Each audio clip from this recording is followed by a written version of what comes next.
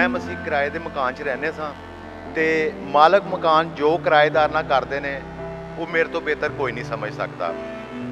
ਹਰ ਕਿਸਮ ਦੀ ਤੰਗੀ ਉਹਨਾਂ ਨੇ ਦੇਣੀ ਹੈ, ਕਿਸੇ ਕਿਸਮ ਦੇ ਕੋਈ ਸਹੂਲਤ ਨਹੀਂ ਦੇਣੀ।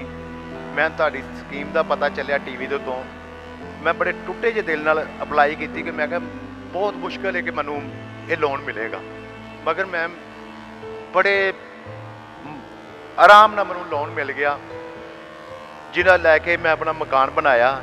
ਉਹ ਮਕਾਨ ਬਣਾਇਆ ਜਿਹਦਾ ਸਾਰੀ ਜ਼ਿੰਦਗੀ ਮੈਂ ਸੋਚ ਵੀ ਨਹੀਂ ਸਕਦਾ ਸਾਂ ਕਿ ਮੈਂ ਆਪਣਾ ਮਕਾਨ ਬਣਾ ਸਕਣਾ ਵਾਂ, ਮਗਰ ਤੁਹਾਡੀ ਮਿਹਰਬਾਨੀ ਨਾਲ ਮੈਂ ਆਪਣਾ ਮਕਾਨ ਬਣਾ ਲਿਆ। ਮੈਂ ਆਪਣੇ ਮਕਾਨ 'ਚ ਬੈਠਾ, ਅੱਜ ਮੈਨੂੰ ਕਿਸੇ ਕਿਸਮ ਦੀ ਕੋਈ ਤਕਲੀਫ ਨਹੀਂ, ਕਿਸੇ ਮਾਲਕ ਮਕਾਨ ਦਾ ਮੇਰੇ ਤੇ ਰੋਹਬ ਨਹੀਂ। ਜਿਸ ਤਰ੍ਹਾਂ ਹਰ ਟਾਈਮ ਡਰਨੇ ਸਾਂ ਕਿ ਕਿਸੇ ਟਾਈਮ ਵੀ ਮਾਲਕ ਮਕਾਨ ਕੱਢ ਸਕਦਾ ਹੈ। 36 ਦਫਾ ਮਕਾਨ ਬਦਲੇ ਨੇ, ਕਈ ਦਫਾ ਮਕਾਨ ਬਦਲੇ ਨੇ। ਜਦੋਂ ਮਕਾਨ ਬਦਲਣਾ ਕੁਝ ਨਾ ਕੁਝ ਸਮਾਨ ਟੁੱਟ ਜਾਣਾ। ਗਰੀਬ ਆਦਮੀ ਕੋਲ ਸਮਾਨ ਕੀ ਹੁੰਦਾ ਮੈਮ, ਸਾਰਾ ਸਮਾਨ ਇਸ ਤਰ੍ਹਾਂ ਹੀ ਸਾਡਾ ਜ਼ਾਇਆ ਹੋ ਗਿਆ। ਮਗਰ ਅੱਜ ਅਲਹਮਦੁਲਿਲਾ ਅਸੀਂ ਆਪਣੇ ਮਕਾਨ ਦੇ ਵਿੱਚ ਹਾਂ ਤੇ ਉਹ ਮਕਾਨ ਦੇ ਵਿੱਚ ਜਾਣ ਦੀ ਵਜ੍ਹਾ ਤੋਂ ਤੁਹਾਡੀ ਮਿਹਰਬਾਨੀ ਹੈ, ਜਿਹਦੀ ਵਜ੍ਹਾ ਤੋਂ ਸਾਡੇ ਮਕਾਨ ਬਣਿਆ ਤੇ ਅਸੀਂ ਆਪਣੇ ਮਕਾਨ 'ਚ ਗਏ। ਮੈਂ ਬਹੁਤ ਸ਼ੁਕਰੀਆ, ਬਹੁਤ ਮਿਹਰਬਾਨੀ ਕਿ ਤੁਸੀਂ ਮੈਨੂੰ ਕਰਜ਼ ਦਿੱਤਾ ਤੇ ਮੈਂ ਆਪਣੇ ਮਕਾਨ ਦਾ ਮਾਲਕ ਬਣ ਗਿਆ, ਆਪਣੇ ਬੱਚਿਆਂ ਦੇ ਨਾਲ ਰਹਿ ਰਿਹਾ ਹਾਂ।